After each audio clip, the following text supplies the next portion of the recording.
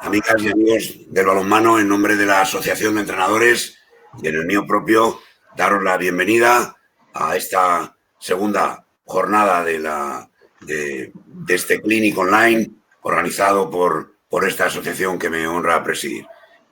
Un placer para mí el observar la gran aceptación que, como dije el primer día, tienen estas jornadas que intentamos con el fin de hacer de la necesidad virtud y aprovechar este confinamiento para seguir trabajando en y para el balonmano desde el ámbito de los entrenadores.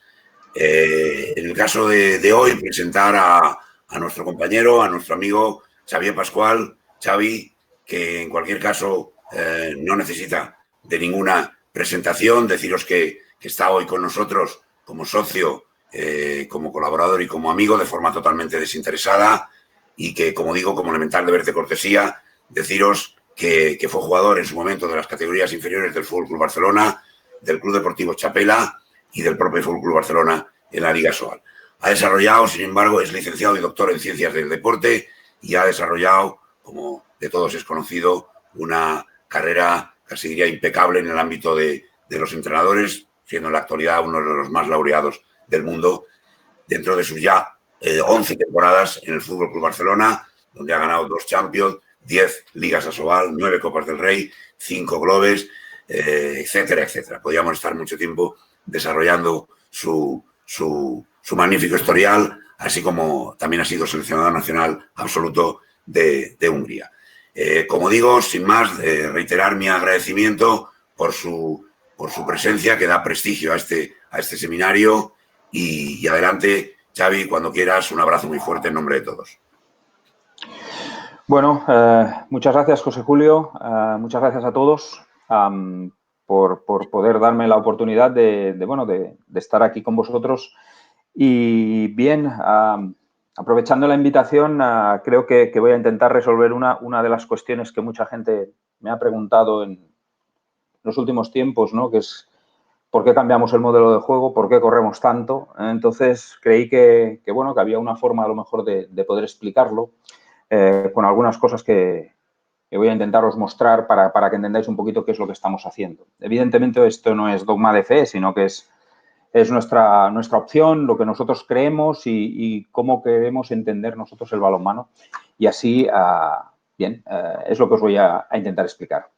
Entonces, voy a empezar por intentar compartir la pantalla ya para que podamos ver la presentación. Bien, muy bien. Como veis, el título es la importancia del juego de transición en el modelo de contraataque. Aparte de las razones que os he dado, creo que hay una cuestión importante que para mí, y ya llevamos mucho tiempo trabajando con esto, que es entender el juego de transición, ¿no? Porque muchas veces hablamos únicamente del concepto de contraataque o del repliegue y nosotros hemos intentado agruparlo, como veréis, para poderlo llevar al modelo de juego, no solo evidentemente en el partido, sino en los entrenamientos, ¿no?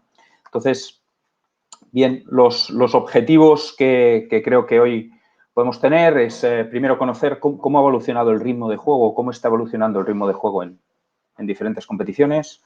Os voy a explicar o vais a ver cómo nosotros intentamos trabajar esto con 2 índices, uno de transición y otro de ventaja de transición, que son índices que hemos creado nosotros mismos, que nos sirven para poder llevar adelante el entrenamiento. Algunas cuestiones de cómo, o estos aspectos, o qué aspectos pueden condicionar este juego de transición. Y luego os voy a hacer algunas propuestas de lo que hacemos. Veremos algunas tareas de entrenamiento, igual que antes analizaremos un poquito no solo nuestro juego de transición, sino el juego de transición que estamos viendo hoy en día en Europa. Yo creo que una de las cosas más importantes o uno de los aspectos que más estamos trabajando últimamente es el tema de los datos, ¿no? Y aquí quiero agradecerle personalmente a Anselmo todo lo que lleva trabajando con nosotros, ¿no? Yo creo que nos ha dado una visión de lo que es el dato, que además se ha visto también cómo nosotros lo interpretamos. Y bien, creo que mejor que él no hay nadie ahora mismo en España para poder explicarnos exactamente qué utilidad le damos al dato. Se estandarizan datos para crear referencias. Por ejemplo, se considera la misma posesión aquella en la que existe algún rechazo ofensivo, siguiendo el criterio de IHF y IHF para poder comparar los índices de eficacia, posicional y contraataque con los ya existentes. De esta manera, a partir de ello, se pueden construir indicadores más específicos y es así como se puede influir en el entrenamiento. Se estandarizan datos para crear referencias. Por ejemplo, se considera la misma posesión aquella en la que existe algún... Bien, como veis, de la primera introducción de lo que es la utilidad del dato, sacamos como conclusión esto. Es decir, vamos a establecer unos estándares de referencia que luego nos van a servir para construir nuestros indicadores, pero luego es importantísimo que esto sirva para cómo podemos influir en el entrenamiento. Si no, no tendría sentido, ¿no? Entonces, claro, ¿qué son los índices de referencia y qué índices de referencia utilizamos? Se utilizan 3 referencias básicas. La referencia equipos Champions League, la referencia equipos Final Four y la referencia Barça. Respecto a los índices Champions League, en esto se puede realizar una lectura en espejo. Es decir, el índice de defensa posicional es la lectura en espejo de lo que ocurre siempre con ataque posicional. Y también con el resto de índices ofensivos y defensivos. Sin embargo, en los índices Final Four o los índices Barça no se puede llevar a cabo esa lectura en espejo y tienen que ser calculados todos. Bien, entonces la conclusión es que tenemos una estandarización, unas referencias, que construimos unos indicadores específicos para nosotros y que queremos influir en el entrenamiento. Y resulta que estos índices son unos índices Champions, unos índices Final Four y unos índices de nuestro juego. ¿Qué representan? Pues los índices de Champions son la media de lo que sucede durante toda la temporada en los equipos que juegan en Champions, en la competición. Los índices Final Four, ¿qué índice nos da los equipos que se clasifican para jugar la Final Four? Y los índices del Barça son nuestros índices que nos sirven para poder establecer cómo estamos jugando en cuanto al modelo de juego y qué es lo que determina a nivel de dato poder entrar en Final Four. ¿De dónde sacamos el dato? Bien, nosotros trabajamos como todo el mundo, con un programa. En este caso nosotros utilizamos ERIC, utilizamos XPS para datos, es decir, sobre todo para tener volumen de datos, utilizamos los GPS y luego sacamos estadísticas desde las estadísticas oficiales que se pueden sacar en cualquier sitio, ¿no? Es decir, en la liga francesa, en la liga alemana, etcétera, etcétera. Bien, una vez estamos con esto del estudio de los datos, lo primero y lo más relevante para nosotros es establecer el ritmo de juego. El ritmo de juego puede ser entendido en base a 2 cuestiones. Una que es en el tiempo que tienes de juego, tanto en ataque como en defensa, y otra en cuanto a posesiones. Nosotros trabajamos siempre en base a posesiones. Resulta que, como vemos en el gráfico que tenemos aquí abajo, somos un equipo que en los últimos 3 años hemos aumentado el número de posesiones de forma clara y, como vemos en esta última temporada, hay que tener en cuenta que aquí, evidentemente, el tema de no haberse jugado las eliminatorias y no jugarse Final Four todavía, estos datos tienen ese sesgo. Es decir, en estos apartados de 17-18, 18-19, sí que están los equipos que han jugado con todas las eliminatorias y aquí solamente nos hemos podido quedar con los datos jugados hasta ahora, hasta el día de hoy. Bien, entonces, como vemos, el número de posesiones nuestro va en aumento, los equipos de Final Four tienen más número de posesiones que la media y en los años anteriores nosotros también hemos estado por encima, sobre todo el año anterior, que ya dimos el cambio de lo que era el modelo de juego, ¿no? Un aspecto importante, estamos hablando de Champions, de competición de clubes y masculino, porque si nos vamos a ver el número de posesiones, es decir, el ritmo de juego tal como lo interpretamos nosotros, a nivel de selecciones masculinas, lo que estamos viendo es que hay un descenso evidente de lo que son el número de posesiones en el juego. En cambio, si lo miramos a nivel de selecciones femeninas, yo diría que tiene, evidentemente, mayor número de posesiones. Detalles de estos gráficos. Primero, está claro que el modelo de competición, el hecho de competir muchos partidos con poco tiempo, hace que el cansancio vaya acumulándose y que probablemente los partidos finales tengan muchas menos posesiones. Luego, vemos que hay más posesiones a nivel de juego de selecciones femeninas. Y otro detalle importante es que vemos que hay menos posesiones. Si agrupamos en grupos de 2, por ejemplo, cogemos el europeo del 2020 y el campeonato del mundo del 19, vemos que en el campeonato del mundo hay más posesiones. Lo mismo pasa en el siguiente bloque o en el siguiente bloque. Probablemente será por el nivel competitivo de algunos de los equipos, es decir, que en Europa el nivel en principio tiene que ser más elevado. Entonces, hasta aquí lo que hemos visto es que nosotros jugamos a un ritmo mucho más elevado, cosa que es evidente. Vamos a ver las cuestiones de lo que es las posesiones por fases de juego. Esto es un detalle que nos permite valorar de una forma muy general cuál es el modelo de juego. ¿Qué es o qué interpretamos las posesiones por fases de juego? En principio habría que pensar que cuando estás jugando no solamente tú tienes la posesión, sino que la tiene el equipo contrario. Es decir, del 100% de las posesiones que puede haber en un partido, el 50% van a corresponder a fase ofensiva y el 50% van a corresponder a fase defensiva. Claro, la evolución de los años, temporada 17-18, 18-19, 19-20, nos marca claramente que hay una tendencia, sobre todo en lo que es el contraataque, a aumentar y a nivel de repliegue también. ¿Por qué? Porque al haber más contraataque significa que habrá más posesiones. ¿En qué influye esto? Influye en una cuestión muy sencilla, en lo que nosotros le entendemos el juego de transición. Es decir, el juego de transición que normalmente en la temporada 17-18 un equipo como el Barça podía tener el 21% del tiempo de juego era juego de transición, ahora mismo se ha trasladado a un 35%. Con lo cual, evidentemente, esto, como veremos más adelante, tiene que influir en algo tan elemental como en el modelo de entrenamiento, porque tenemos que jugar igual que entrenamos. Bien, una comparativa para que veáis, porque esa es la gran pregunta que te hacen, ¿no? Es decir, claro, pero ¿juegas igual en la Champions que en la Sobal? No. Jugamos con la misma idea, pero los resultados de lo que se juega son diferentes, ¿no? Es decir, si vemos, por ejemplo, a nivel de Asobal, nuestras posesiones ofensivas, el 30% son contraataque y el 20% es el ataque posicional. Es decir, hay más contraataque que ataque posicional. En cambio, en la Champions sucede lo contrario, pero el baremo es muy pequeño, es decir, está en un 27-23. Donde sí evidentemente destaca es a nivel defensivo, cuando sucede lo mismo a nivel del repliegue, y en la importancia de los goles, ¿no? Es decir, esto cuando marcamos los goles, lo que marca es el porcentaje de importancia que tiene en el marcador. Bien. Aquí hemos hecho dos gráficos, os quiero mostrar dos gráficos para que podamos entender lo que hemos visto anteriormente. En el gráfico de la izquierda, donde hablamos de las posesiones en contraataque, tenemos la media, la línea roja es la media de los equipos Champions. El bloque amarillo es la media de los equipos que están en Final Four. Y el bloque azul es el Barça. Es decir, nosotros hemos ido aumentando las posesiones en contraataque cada vez más.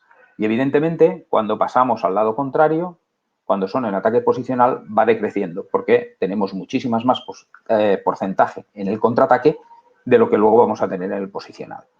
Es importante entender esto porque para nosotros el contraataque es un arma imprescindible en el juego, pero también eso va a significar que vamos a tener probablemente que recibir muchísimas más transiciones a nivel defensivo, con lo cual tendremos más repliegues.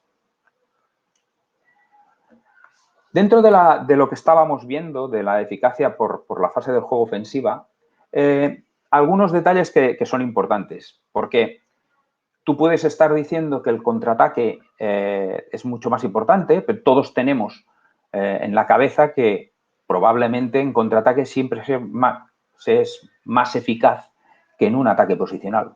Pero nosotros lo que queremos es la certeza. Entonces, aquí en el primer cuadro de arriba, de la izquierda, donde la eficacia por fase del juego ofensivo se demuestra la media de las temporadas, de las 3 últimas temporadas que ha habido y dónde se encuentra a nivel ofensivo. En el cuadro de la derecha, de la eficacia, la tenéis marcada por temporada. Y luego hay que tener ese valor tope. Es decir, ¿qué quiere decir con el valor tope?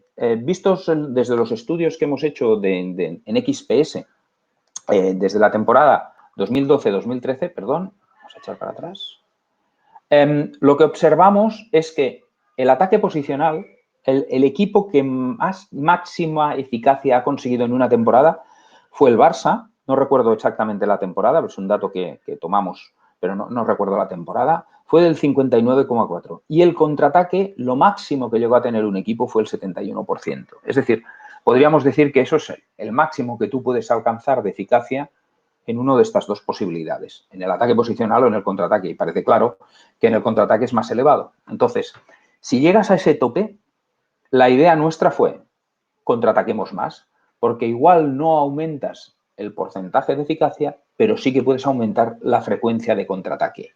Y si aumentas la frecuencia del contraataque metiéndola en eficacias de contraataque, siempre vas a tener más posibilidad de alcanzar gol.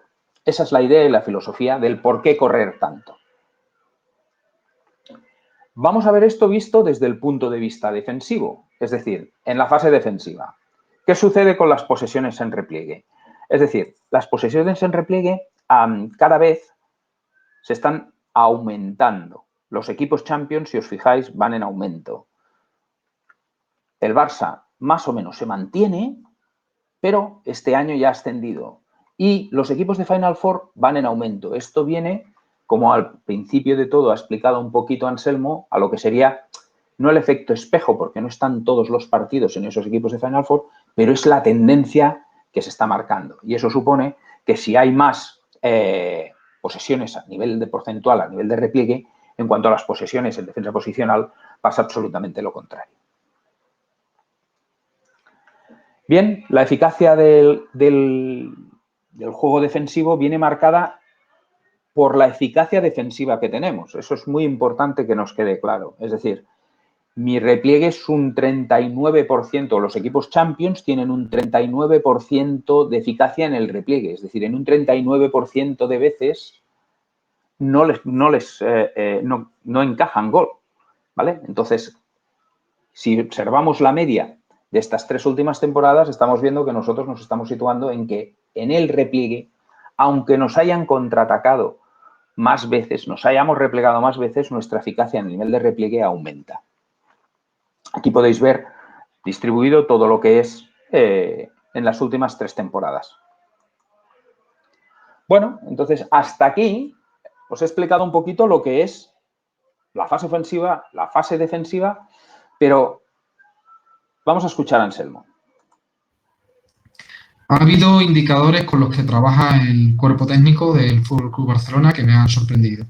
Sobre todo los repliegues que neutralizan contraataque rival. Era un índice que no contemplaba y que no había observado en otros clubes, pero tampoco otros deportes. Después también el índice de transición, es decir, cuál es el volumen de posesiones, no de tiempo, sino de posesiones, en los cuales se realiza mediante contraataque y repliegue, y también el índice de ventaja de transición, es decir, una vez ha habido indicadores marcador durante esa transición, tanto contraataque como repliegue. Bien, entonces, hemos visto 3 cuestiones, ¿no? La primera, repliegues neutralizados. ¿Qué significa? Nos pasa un poquito como si estábamos viéndolo en el contraataque. Hay una serie de acciones que se producen en un juego de transición a nivel de repliegue y a nivel de contraataque que no te dan gol ni te hacen perder el balón, sino que mantienes el balón y sigues en posesión del mismo si estás en el contraataque y bien en defensa, consigues replegarte, a lo mejor hacer los cambios ataque-defensa y el equipo contrario no te contraataca, sino que lo que hace es atacar posicionalmente. Entonces, esos repliegues hay que identificarlos porque esa neutralización de los repliegues son debidas muchas veces a repliegues perfectamente realizados por el equipo, ya sea o bien con cambios ataque-defensa o sin cambios ataque-defensa o por bien la estructura, como veremos más adelante. Y luego los otros 2 índices, ¿no? El índice de transición y luego un índice de ventaja de transición. El índice de transición, ¿qué supone el índice de transición? Pues muy fácil. Es decir, nosotros sumamos el porcentaje de las posesiones que se producen en contraataque con las posesiones que se producen en repliegue. Y como vemos, desde la temporada 17 y 18, en la que nuestro juego había el 21% únicamente que se producía en transición, a producirse ahora mismo el 35%. Al producirse esta transición, es una transición ofensiva por un lado y defensiva por el otro. Es decir, la pregunta sería, ¿probablemente tenemos que entrenar también el 35% de nuestro tiempo en juegos de transición? Bueno, pues esto es lo que vemos que se ha estudiado, lo que hemos estudiado estas últimas 3 temporadas y observamos que estamos aquí en el 35%. Luego, si miramos lo que ha sucedido en la Soval esta última temporada, hasta lo que hemos podido recoger, vemos que el índice de transición también se sitúa en un 38%. Es decir, más o menos ese modelo de lo que estamos pensando también nos tiene que servir. Es decir, este sería el porcentaje de posesión y esto sería lo que sucede en el juego. El 35% de lo que sucede en nuestro juego no pasa en posicional. Y esto es fundamental porque ese trabajo, que es un 35% y tiene una influencia importantísima en lo que es el marcador, tanto en ataque como en defensa, tiene que ser un componente fundamental del entrenamiento. Bien, antes hemos visto lo que era el porcentaje de posesión, pero ahora fijaros aquí que no solamente es el porcentaje, sino la influencia, ese 35% del juego de transición que se produce en nuestros partidos, incide en un 40% del resultado final, tanto en el ataque como en la defensa. Es decir, el juego posicional, que es un 60% y es mucho, sobre un 65% disminuye su influencia en el marcador de lo que es el juego en transición.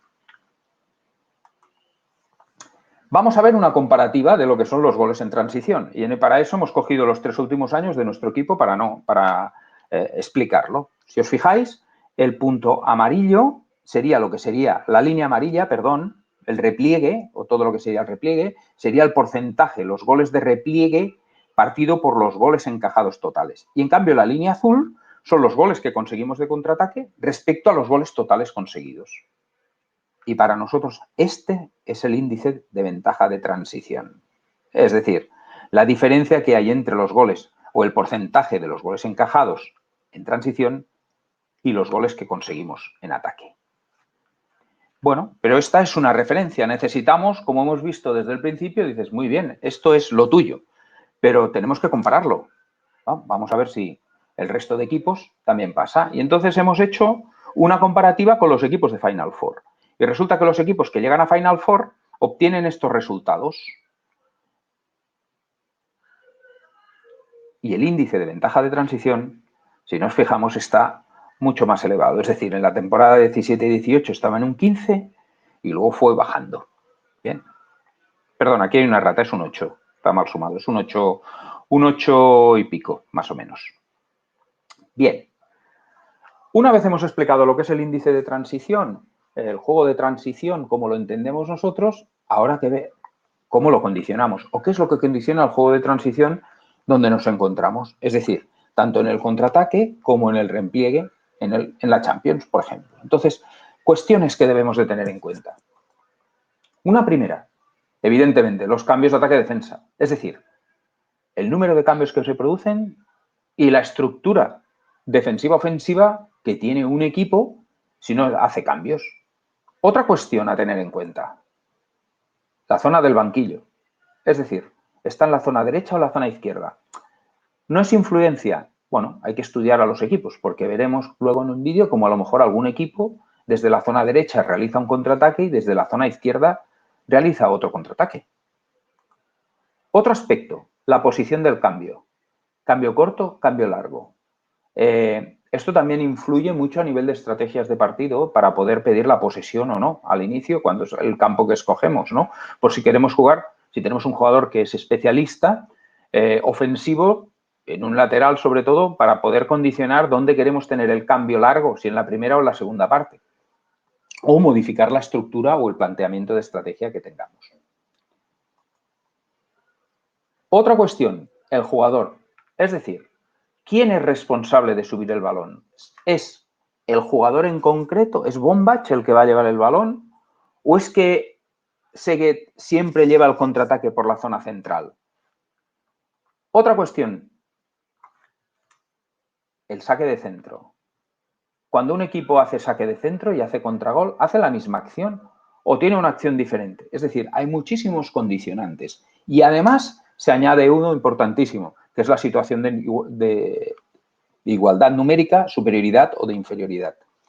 ¿Por qué es tan importante? Porque evidentemente muchísimas veces cuando estamos en inferioridad el contraataque yo diría que prácticamente desaparece, porque lo que quieres es invertir tiempo en el ataque posicional. Bueno, vamos a ver, desde los condicionantes del contraataque os voy a ir poniendo un vídeo en el que vamos a ir comentando algunas cosas, ¿no? Por ejemplo, vamos a ver contraataque de Flensburg, en este caso. Hemos visto que están en la derecha, no hay cambio, fijamos, cambio, el cambio viene por este lado, el jugador que entra corto, juegan para el punto fuerte, bien. Vamos a ver ahora, en el otro lado, salen hacia el otro lado, pasa lo que pasa muchísimas veces con el televisor, resulta que aquí, hacia este lado, el que está subiendo el contraataque es un jugador zurdo. Vamos a ver el zurdo por el centro, con lo cual cambia la estructura del contraataque, porque en este caso, además, hay que tener en cuenta que normalmente el jugador que cambia es el central, pero observamos, central por el centro. Luego tienen sus diferentes posiciones, es decir, claro que condiciona el saque de un lado o de otro, la zona del cambio.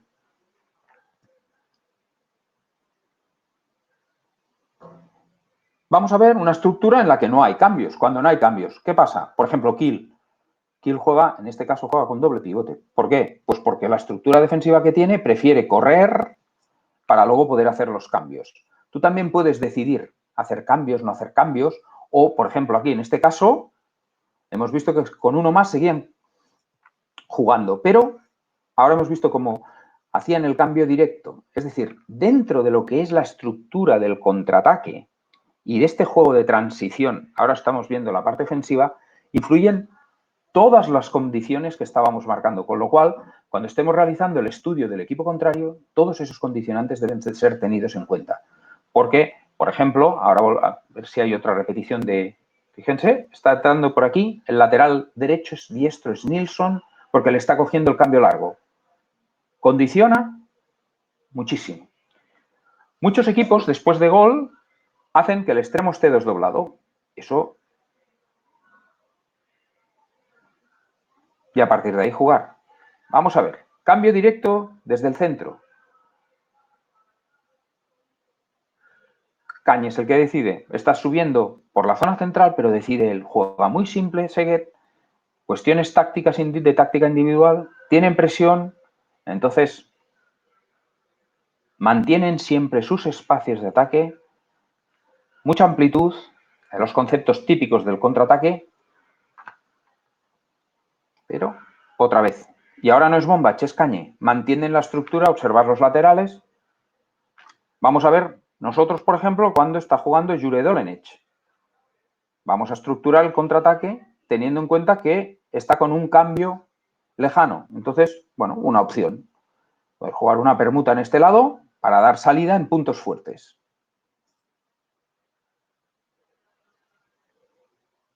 Otra vez. Vamos a ver, este cambio largo, pero la entrada del jugador es corto. No se hace a lo mejor el contraataque habitual, sino que hay una acción o un momento en el que decidimos hacer una cuestión diferente para adaptarnos a esa situación. Bien, eso es lo que hay que observar a nivel de contraataque. Pero vamos a ver si en el repliegue también. Yo creo que en el repliegue hay algunas cosas que debemos de marcar todavía. Hablo de la voluntad de replegar, ¿no? Siempre sabemos que a nivel defensivo la voluntad es fundamental, la actitud. En el contraataque también, pero en el contraataque probablemente siempre se tiene. Es importantísimo que a nivel defensivo tengas la voluntad de replegar porque puedes provocar el error del equipo contrario. Aquí observamos. Y sí, me gustaría ver si... Bien, me paro aquí un momento. Aquí, por ejemplo, en este partido Montpellier y Porto, ahora acaba de hacer un repliegue, yo diría que Porto muy bueno, pero os pediría por favor que os fijarais en este jugador de la derecha, de Oporto, mientras sus 5 jugadores, compañeros, están defendiendo. Es decir, hay voluntad, no de todos, pero sí de algunos. Y luego hay otra cosa muy importante, es decir, las medias transiciones, voluntad de replegar, otra vez, aunque a veces te pasas. Algunas situaciones, ¿por qué? Porque está preparado para jugar contra un equipo que sabe que va a jugar en 2-4 en el contraataque, independientemente de que luego el contraataque lo puedan solucionar o no. Pero la intención de temporización que tiene el repliegue, aquí veremos otra vez lo mismo, hay una intención de intentar temporizar para que no puedan finalizar, igual que los contactos, ¿no?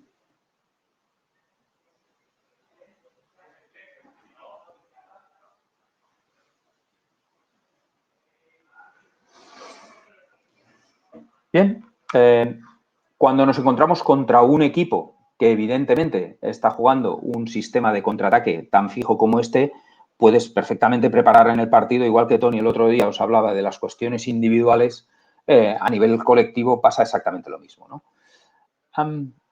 Luego veremos, en cuanto a la creación de las tareas, algunos criterios, ¿eh? Porque hay veces que el repliegue se produce, pero no se produce en tu situación. Fijaros que la estructura defensiva que se produce ahora mismo es una estructura, pero a lo mejor los jugadores no están en su posición. Esto que parece que no puede pasar, sucede bastantes veces. Transición, transición.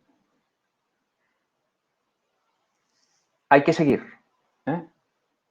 Gol, acción continuada de transición. Bien. Bueno, muy bien. Vamos a ver esta situación. Acabamos de marcar gol y ahora se está produciendo una situación que luego voy a intentar explicaros en una tarea de entrenamiento que realizamos. Los jugadores hay que intentar poner alguna orden de algún tipo para poder replegar, ¿no? En este caso nosotros, nuestro jugador que ha lanzado no ha llegado, con lo cual hay que defender esa acción de contragol. Hay una orden a nivel defensivo que trata, pues, por ejemplo, en este partido hay que dar igualdad en la zona del punto fuerte del jugador que lleva el balón. En este caso, Raúl está en el centro y en la zona de la izquierda, si os habéis visto, había inferioridad, pero estaba cumpliendo la orden colectiva. Volvemos a fallar, otra vez repliegue y el exterior, el que ha lanzado y que ha fallado, tenía que haber venido a la zona esta, que era donde nosotros lo tenemos pactado. Es decir, no solamente es evitar eso, sino que el jugador que repliega tiene que tener un sitio para que el resto sepa y conozca exactamente el orden que se establece en el repliegue. Bien, bueno, vamos a ver un condicionante que puede ser, por ejemplo, si atacas con 7. Es decir, atacar con 7 no solamente es el atacar con 7, sino que puede haber una opción que tengas que plantear exactamente qué tipo de repliegue quieres realizar. Entonces, vemos aquí, lo tenéis en el GIF que va funcionando, la responsabilidad, cómo se reparten las responsabilidades para que el equipo se acabe armando defensivamente, ¿eh? Entonces, bueno, creo que lo vemos en el GIF. Vamos a intentar verlo en el desarrollo, pues, de un entrenamiento. Vamos a hacer, este es un equipo atacando 7 y vamos a ir estableciendo, como tenemos no solamente el ataque en el 7 contra 6, sino que cómo cambiamos, quién tiene que venir al cambio, cómo jugamos. Hay un jugador que se hace responsable de la portería, si os fijáis. No es la presión en el centro, sino que hay un jugador que se va a 6 metros para intentar evitar que haya un lanzamiento desde el centro a la portería directo para darle el tiempo al portero a que pueda llegar. Habiendo presión.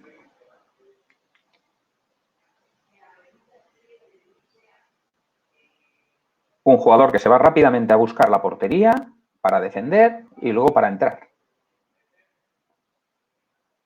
Bien, si os habéis fijado aquí, pasa lo que pasa en el partido alguna vez, si no lo trabajas, que es que hay un jugador más, se produce un error. Esto es importantísimo para nosotros, por eso grabamos el entrenamiento para poder establecer que aquí, señores, donde se ha cometido el error.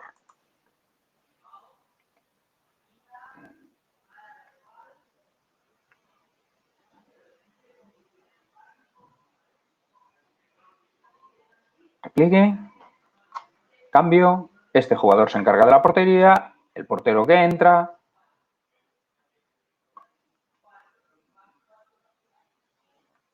Ahora en el otro lado. Porque evidentemente cambia, hay que trabajar hacia los dos lados, porque si es por un lado o por el otro.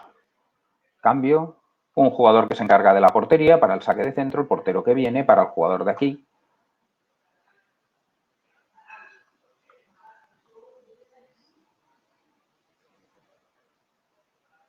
Cambio, este jugador hacia el centro y ya está organizado la estructura del repliegue. Luego habrá que interceptar, luego ya serán cuestiones de poder hacer el golpe franco o no poder hacer golpe franco.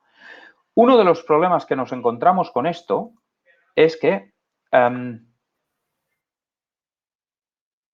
los partidos estamos intentando que se vea el repliegue, pero no lo podemos ver porque el que está retransmitiendo el productor está preocupado de repetir el gol y está fijado únicamente la atención en el balón o en el jugador. Pero en este caso, el repliegue se ha producido, el cambio, tal como estaba trabajado. Vamos a verlo aquí, en partido de Logroño, 7 contra 6, se está establecido una orden, uno cambia al otro, viene aquí y ya está ordenado el sistema defensivo. Ya ha entrado el portero, el jugador está marcado. Finalización, en este caso el que está en el lateral izquierdo ya ve eso para poder anticipar, viene el portero, cambio.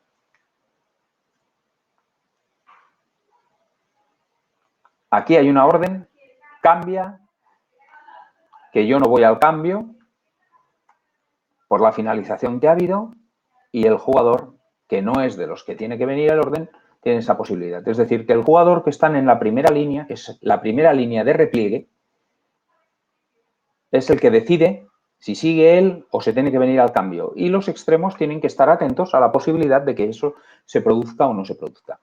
Desde aquí me gustaría hacer un llamamiento a los, yo diría que a todos los productores de la televisión, que a los entrenadores nos va bastante bien que ellos puedan, por favor, grabar la situación de transición, porque nos perdemos muchas veces lo que sucede. No únicamente acabamos viendo el gol, pero no vemos esa parte, ¿no? Aunque está claro que es una cuestión de espectáculo, creo que para los entrenadores nos iría bastante bien.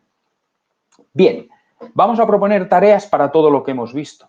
Entonces, en cuanto a la propuesta de tareas, yo diría que tenemos una serie de tareas, de ejercicios, de juegos que tienen unos criterios comunes. Es decir, criterio común en cuanto a fase ofensiva y fase defensiva. Lo primero tiene que ser la voluntad, es decir, el querer contraatacar y el querer replegar. Y lo segundo, utilizar acciones de transición seguidas, es decir, en las que haya jugadores que son especialistas y sin jugadores especialistas. Porque muchas veces en el juego contraataca a aquel que no es especialista en una, digamos, en una etapa posicional del juego.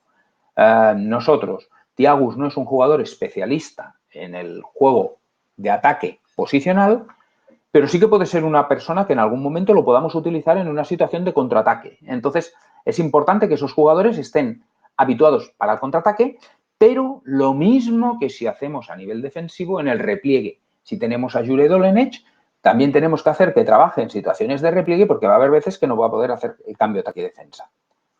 Luego, cuando hablemos de tareas con un poquito orientadas a tendencia ofensiva, hablaremos de la utilización de calles no habituales, es decir, no todos van a salir por la calle siempre, es decir, la situación del juego hace que nuestros jugadores estén, pues si están en una presión impar, a lo mejor el jugador que está en una presión impar, que es un segundo en defensa, está por la calle del centro. Pues si tiene que subir por el centro, sube por el centro.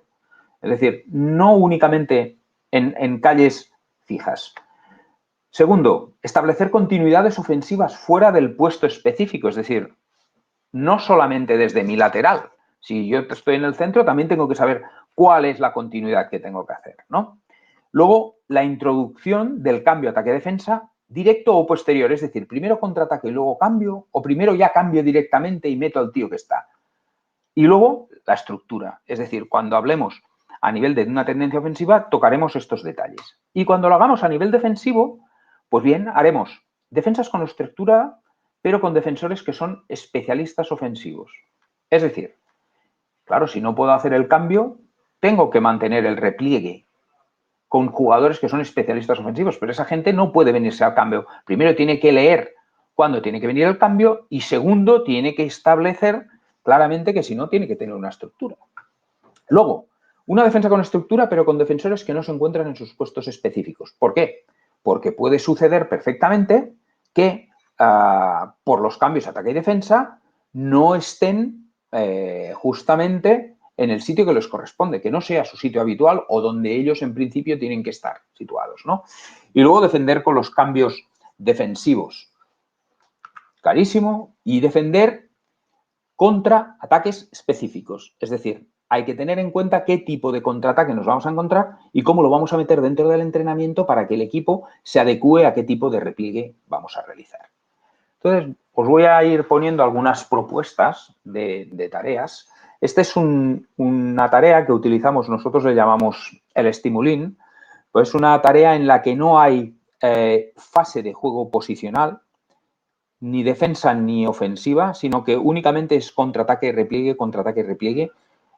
con equipos de 3 y están constantemente jugando hasta pueden jugar al número de goles que determinemos, ¿vale?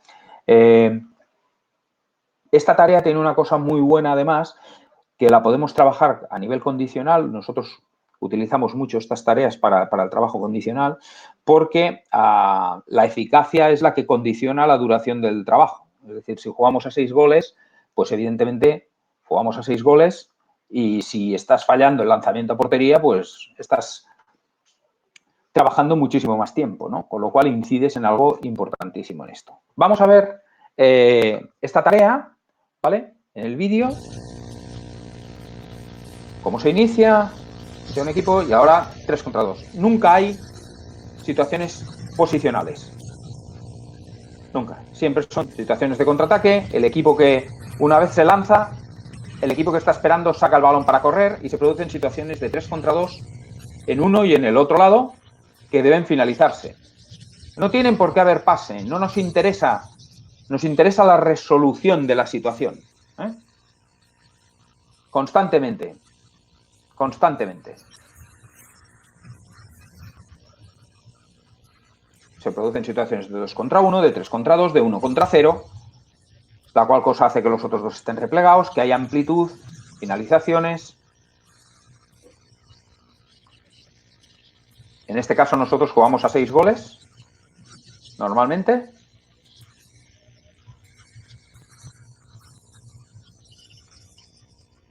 Y utilizamos diferentes series.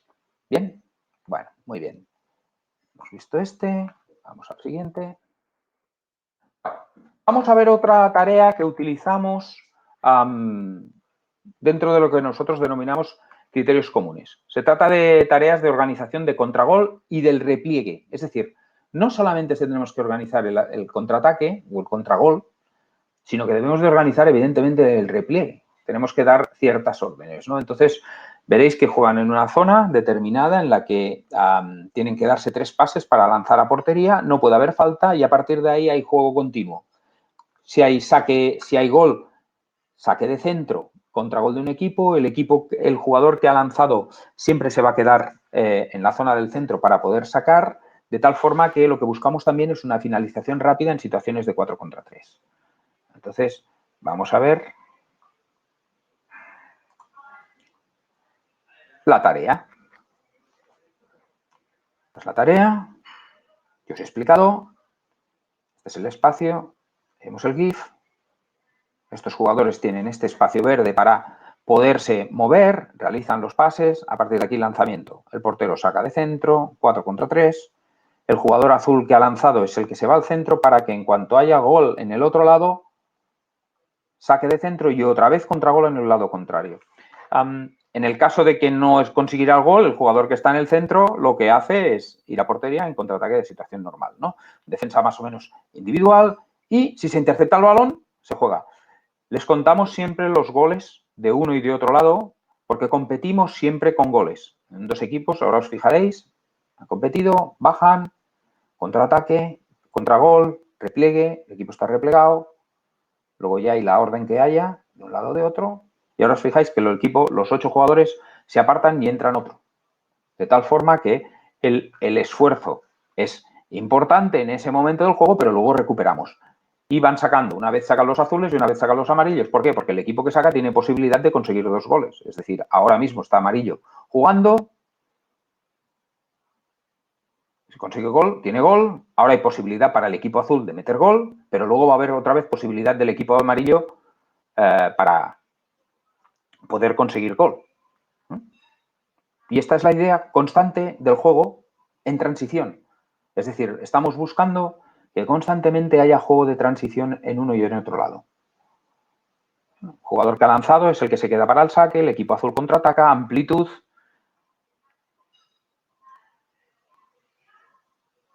Y ahora otra vez, contragol, contraataque. El defensor está ordenado. Y entonces, a partir de aquí, tenemos que establecer nosotros nuestras reglas. Como os he comentado antes, nosotros a lo mejor utilizamos la regla de, pues depende de quién sea, depende del jugador. Puede ser que la zona del punto fuerte del central siempre esté con igualdad numérica, para obligar a que haya uno a que tenga que jugar en la zona de punto débil, que en principio debería de ser más difícil.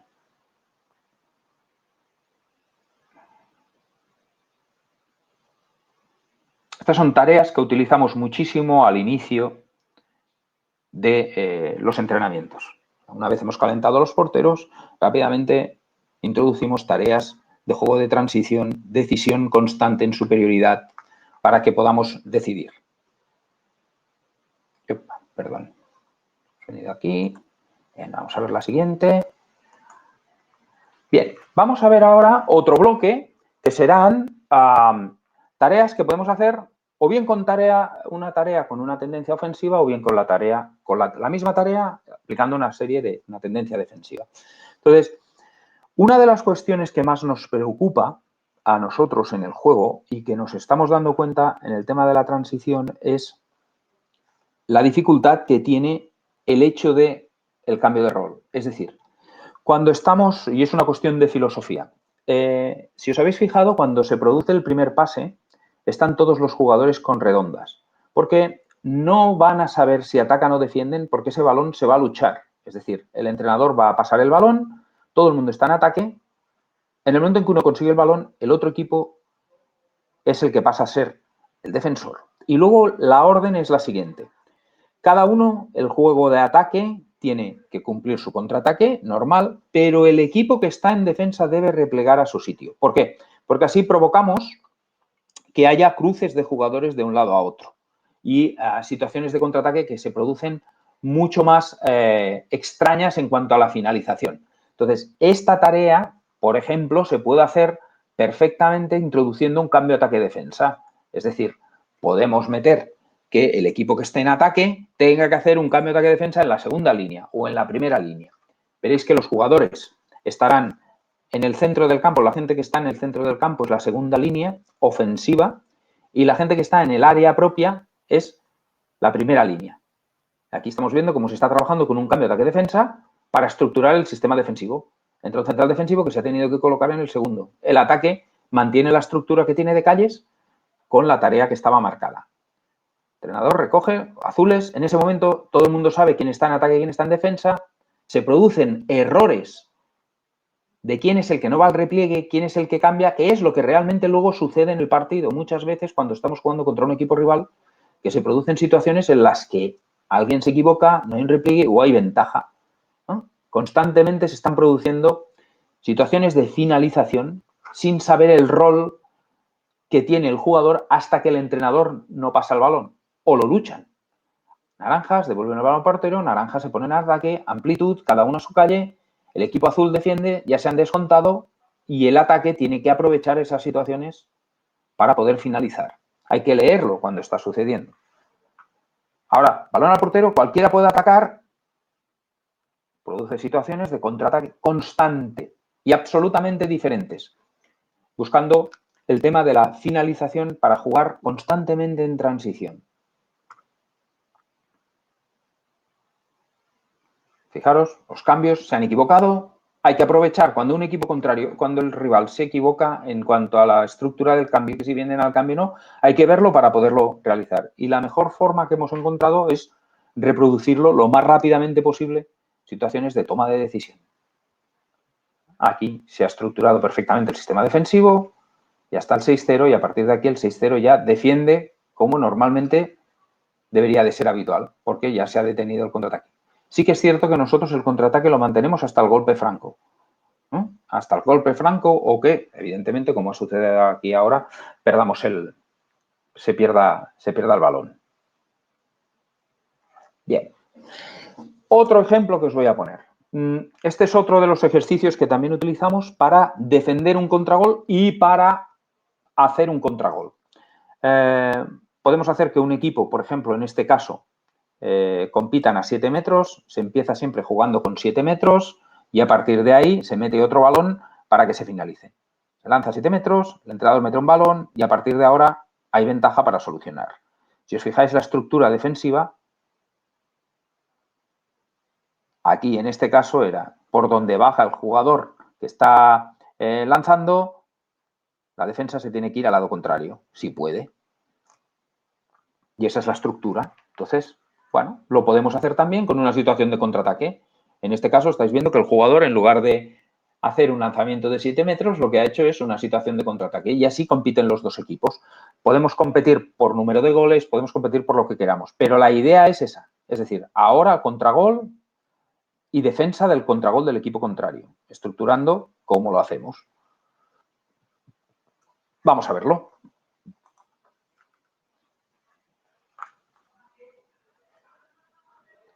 Esta es la tarea que estábamos viendo.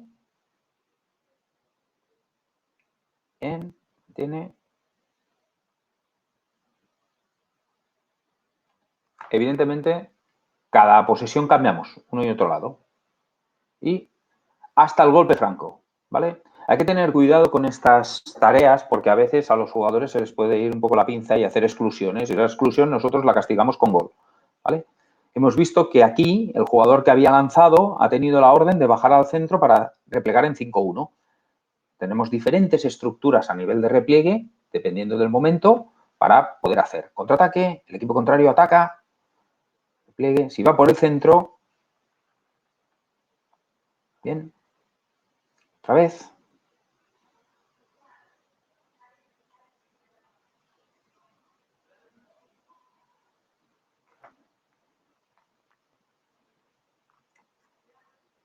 Bien.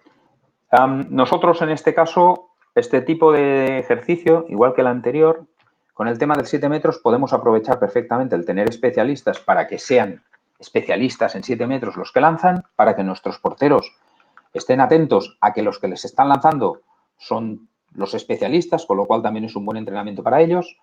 O a veces, dependiendo del juego, cuando lo queremos meter, hacemos que lance todo el mundo. Lo mismo que pasa en el contraataque. En el contraataque sí que hacemos que lo haga todo el mundo para que la situación de repliegue que se produce pues sea lo más real posible. Pero la idea es que a nivel de 7 metros aprovechar también ese tipo de tareas para sacarle el máximo beneficio posible al trabajo que se está realizando. Ya depende de cada uno de vosotros el tipo de estructura que le queráis dar al repliegue, ¿vale? Aquí, por ejemplo, estamos viendo cómo hay lanzamiento, ¡pum!, contraataque. Y a nivel de repliegue hay que poner diferentes órdenes. Hemos visto antes en el vídeo, si os acordáis, del repliegue, cómo a Raúl le dijimos, o en ese partido había la estructura de decir, ponte en la zona del punto fuerte y da la desigualdad numérica en la zona del punto débil. Porque eso también es una orden para el jugador que está en el lanzamiento que ha hecho en el contraataque, a la hora de poder replegar, saber dónde tiene que ir.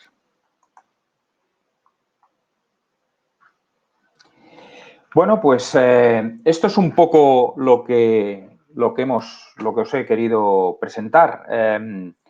La verdad es que prefiero siempre que sea una cosa mucho más didáctica y que podamos intervenir así directamente. Ahora me imagino que por el chat el que quiera hacer preguntas que las haga, pero bueno, espero que haya cumplido un poquito las expectativas porque mi idea era explicaros qué es lo que hacemos nosotros para que entendáis un poquito hacia dónde ha ido nuestro modelo de juego y por qué, ¿no? Entonces, si me permitís, primero que nada, lo que voy a hacer es dejar de compartir.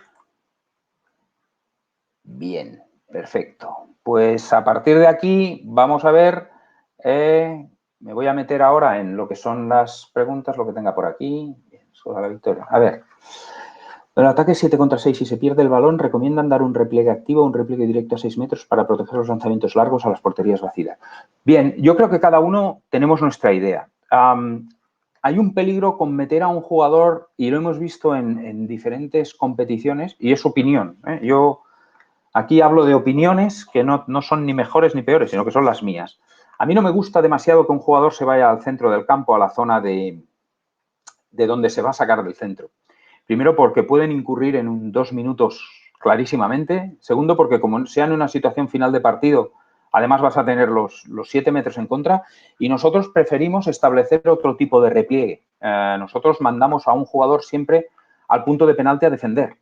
Porque entendemos también que un jugador que lanza desde el centro del campo, pues claro que puede conseguir gol, pero creo que es menos riesgo. Eso, pero es una opinión personal, nada más.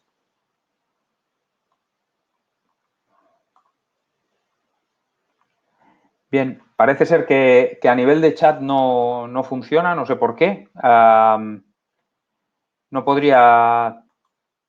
No tengo opción para poder ver las preguntas que hay. Si Freddy, si podéis decirme alguna cosa, si las podéis por YouTube y pasármelas, o si tenéis alguna solución, para mí será un placer poderlo entrar. O si tú las puedes leer ahí en YouTube y me las dices verbalmente y yo intento contestar. Xavi, estamos teniendo algún problema con el chat que no funciona bien. No sé por qué y estoy buscando una solución. Vale. Una pregunta, ¿se pueden hacer las preguntas por YouTube y tú me las...? Sí, es que ahora mismo el chat por YouTube se ha parado. Entonces, si queréis, podéis enviar preguntas por el WhatsApp, por el teléfono móvil. Yo se lo envío a Xavi y el teléfono móvil, apuntaros un momentito. Es el 609-576-136. Estoy trabajando en ello, a ver si lo puedo solucionar. Vale, pues tú me dices. Bueno, a mi chat personal hay gente que me está preguntando cosas, pero creo que es mejor, que lo hagan a través tuyo. Contesta, así ganamos tiempo. A ver.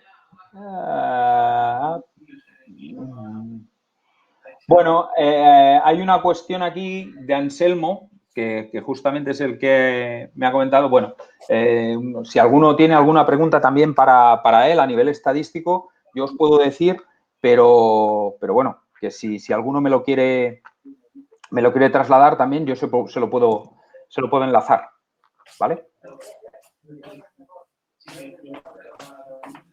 A ver, vamos a ver. Me acaban de pasar ahora. Gracias. Buenas tardes. Vale, me pregunta aquí, tengo una pregunta que es, buenas tardes, muchas gracias por la conferencia. ¿Introduce sistema de competición en todos los ejercicios de transición? Sí, siempre. Siempre. Yo creo creo que es un elemento motivador y además es una cuestión de que la gente esté puesta desde el primer momento. Para mí el competir es fundamental, ¿vale? Ahora sí que me están entrando por aquí, por el chat, Freddy. Bien. Buenas noches. Me consulta saber si tienen algún índice sobre los segundos. No. Bueno, me preguntan sobre el índice, sobre los segundos en los que realizamos y finalizamos efectivamente las transiciones ofensivas. Bueno, no los tenemos y no los tenemos por varias razones. Una, porque hay varios estudios que dicen que cuando se finaliza rápidamente se tiene mayor eficacia. No sabría deciros ahora mismo, porque hace días que no lo he tocado eso, pero hay varios estudios que dicen eso, pero no tenemos control de eso. Probablemente nosotros lo que jugamos es, igual que jugamos a a este tipo de transición, jugamos a que no nos hagan falta, ¿no? A que no te hagan el golpe franco. Y aún haciéndonos golpe franco, no estás seguro que no te sigamos el contraataque, ¿vale? A ver, ¿dedicas mucho más tiempo los entrenamientos a este tipo de ejercicios del que después se reflejan los partidos?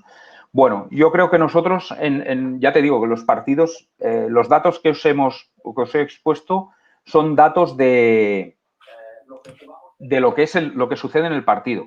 En el entrenamiento trabajamos muchísimo más el repliegue, también el repliegue y el contraataque, o sea, el índice, la transición, pero depende también del día, depende también del día. Porque algunos ejercicios, por ejemplo, el que le he llamado el estimulín, no sé si os acordáis, ese del 3 contra 3 para arriba y para abajo, ese, por ejemplo, es una tarea que me gusta muchísimo ponerla el día antes de partido porque me activa mucho a la gente, ¿no? Es velocidad, es rápido, es solución, es finalización y es decisión rápida, ¿no? Me gusta muchísimo eso para tener al equipo con más chispa, ¿vale? Luego también depende de que lo que sí que queremos es que incluso en pretemporada estas tareas aparecen, es decir, es que jugamos así, no hay otra forma. Más cosas. ¿Qué instrucciones tienen los porteros para el inicio de las transiciones? Bien, hay varias. La primera es orden de pase. Hay orden de pase establecido.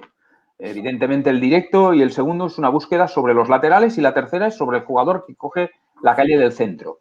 Tiene que ser muy claro. Por ejemplo, una de las cosas que no me gusta demasiado es que ahora que no me oyen mis pivotes, es que el balón les vaya a ellos directamente. Yo quiero que el pivote me corra la línea para que luego pueda jugar. No quiero que el pivote tenga el balón. Quiero que se dedique a sacar de centro, si tiene que sacar de centro, pasar y que él esté en zona de finalización, ¿no? Para mí la segunda línea es finalización absoluta, correr, y la primera línea es la que tiene que decidir. Entonces, bueno, en este caso tanto Gonzalo como Kevin son dos grandes pasadores de contraataque directo, pero bueno, hay que tener cuidado, ¿no?, con eso. Bien, ¿qué más? A la hora del repliegue, dentro de los roles que asignas a los jugadores, ninguno se queda en zonas intermedias. Bien, me preguntan, a la hora del repliegue, en los roles que se asignan, si alguno se queda en zonas intermedias. Depende del partido. Evidentemente, aquí os he explicado el concepto general de lo que hacemos a nivel de repliegue y de contraataque, y entenderéis que no puedo explicaros demasiado a nivel de estrategia. Sí que hay partidos, si os habéis fijado en la zona del contraataque, que he puesto el contraataque de algún equipo y la zona del repliegue, sí que se ve que hay alguna vez que algún jugador se queda en la zona central a poder hacer el repliegue, ahí en medio. Pero lo utilizo de forma estratégica, no lo utilizo marcadamente en todos los partidos, porque eso depende del jugador que vaya a subir el balón, de si están haciendo uno o dos cambios, o, por ejemplo, si habéis visto al principio que os he comentado del Flensburg, pues es importante saber en la zona, si está en la zona derecha o en la zona izquierda, porque hay un jugador que lo lleva o lo lleva el otro, ¿no? Y eso, tampoco os voy a descubrir demasiadas cosas aquí, pero eso hay que tenerlo muy en cuenta. Bien, no me llegan más preguntas por aquí. A ver, ahora sí. A ver. Siendo que las transacciones son tareas muy físicas, ¿cómo las encajas dentro del macrociclo? O sea, al principio que tenían más carga de trabajo teniendo en cuenta el partido del fin de semana. Mira, nosotros, dentro del macrociclo, mira, nosotros si el 35% del partido está ahí, tiene que ir ahí. ¿Qué hacemos nosotros? Rotar mucho a la gente. Es decir, esa es la ventaja que tengo, jugadores que me permiten en muchísimo poder hacer cambios, ¿no? Entonces, nosotros tenemos una serie de indicadores físicos y de percepción que nos permiten decir, uy, este jugador hay que cambiarlo. Porque, si os fijáis, es muy difícil que en mi equipo haya 20 minutos un jugador arriba y abajo.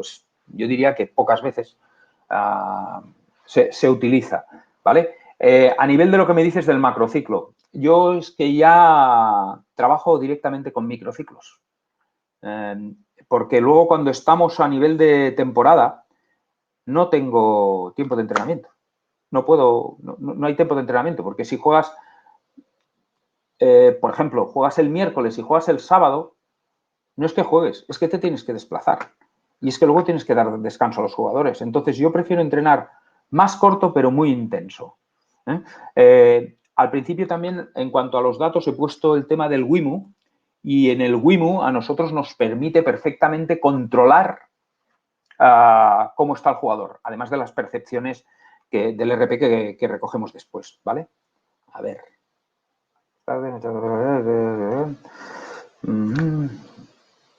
Replique entre roles. Este lo he contado. ¿Cuántas veces trabajo en el juego de transición? A ver, ¿cuántas veces trabajo el juego de transición? Cada día. Cada día. La estructura de entrenamiento que tenemos, siempre, la primera parte siempre es la misma. Hacemos un calentamiento poco individual, los cogemos, trabajamos por grupos, hacemos el trabajo de porteros y una vez finaliza el trabajo de portero, siempre hay un trabajo de transición. Siempre. En esa parte inicial de lo que sería desarrollo de objetivos, ahí siempre hay un trabajo de transición. Y luego, probablemente, toquemos una fase de, pues no sé, si toca ataque, pues a lo mejor tocaremos algo de ataque, pero vamos a poner, si nosotros realmente hacemos o tenemos pensado hacer un bloque de 20 minutos en el que vamos a hacer el ataque posicional, pues haremos 5 o 6 minutos de ataque posicional para fijar las cosas, si ya las sabemos, si es al inicio de la temporada, ¿no? Hay que estar más tiempo, pero si ya sabemos lo que hemos hecho, lo que queremos hacer y además lo hemos visto en el vídeo, eso es ataque y repliegue, con el cambio ataque-defensa que vamos a meter en el partido. Siempre. Y al revés, cuando estamos haciendo la defensa. Hacemos la defensa de las acciones habituales que queremos del equipo contrario y todos saben que es defensa y contraataque. A partir del 5 o 6 minutos estamos corriendo constantemente, porque además nos permite que ese juego de transición sí que estás haciendo defensa y contraataque, pero el equipo contrario está haciendo ataque y repliegue. Es decir, constantemente estamos jugando con eso, porque hay que jugar rápido, pero hay que asegurar el balón. Entonces, si queremos jugar rápido, tenemos que entrenar rápido, no concibo de otra forma, ¿vale? A la hora del repliegue entre los roles,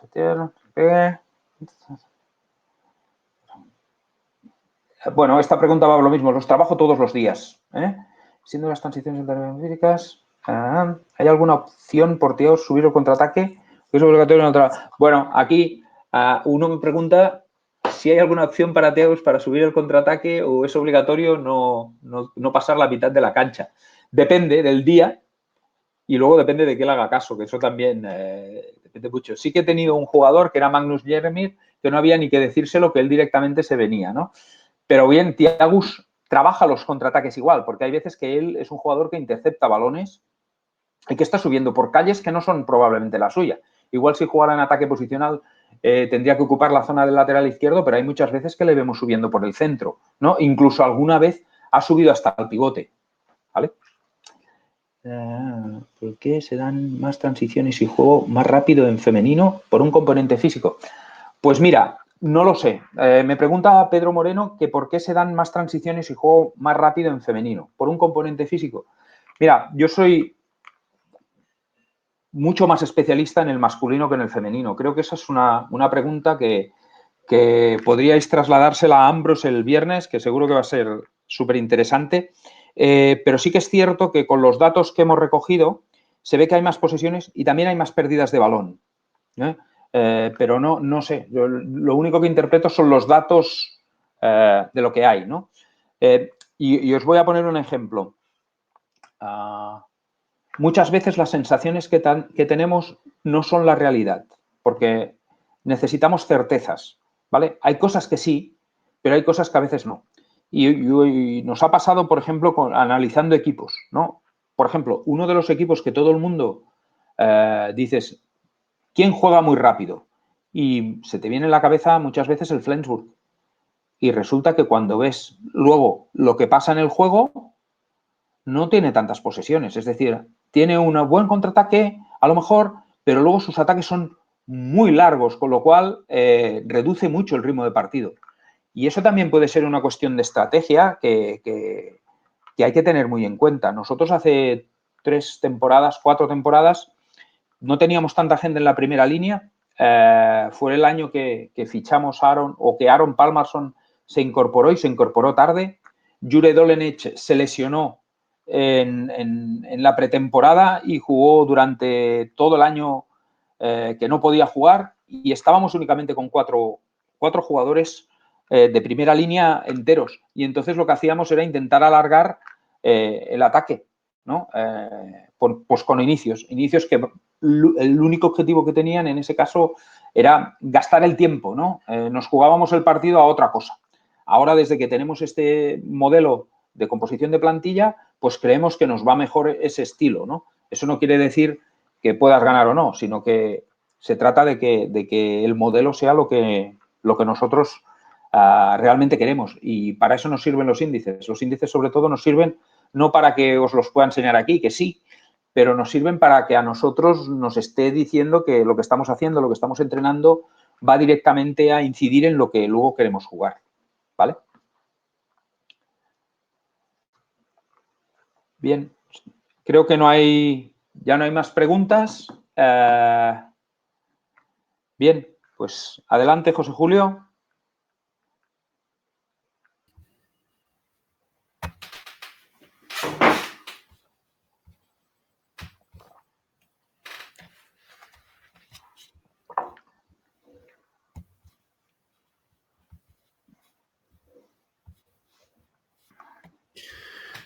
Bueno, un poco más. Seguro que hay muchísimas más preguntas. Como sabéis, el sistema nos permite volver a ver la interesantísima ponencia y a partir de ahí seguir desarrollando todo el trabajo. Por mi parte y en nombre de la asociación, agradecer a Xavi Pascual, a Pasqui, su colaboración desinteresada por este inmejorable trabajo. Bueno, es uno de los nuestros y tengo que reconocer una vez más, como he dicho, de forma desinteresada, cada vez que le llamamos está con nosotros para compartir su sabiduría y para compartir sus experiencias. Sin más, gracias a todos, gracias Pasqui y hasta el próximo viernes. Buenas noches. Buenas noches, muchas gracias.